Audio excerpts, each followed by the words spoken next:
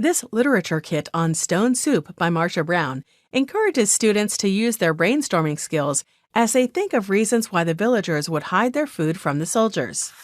55 pages chocked full of a variety of scaffolding strategies. Start off each act or study with before, during, and after you read discussion questions, designed to prepare your students for the language and comprehension activities that follow, with rubrics, teacher guide, vocabulary, and author study. Dive right in with a selection of phonics-based activities.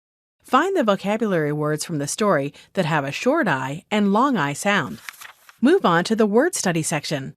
Match words to their synonyms from the novel.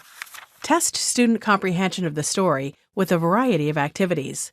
Put events from the story in the order that they happened when the soup was being made. Complete a reading response mini-book with writing and drawing activities. Students draw a picture of their favorite soup. 6 additional writing tasks follow. Supplement an existing unit with in-depth writing tasks, such as making a list of ingredients and directions on how to make your favorite soup. A crossword and word search puzzle follow.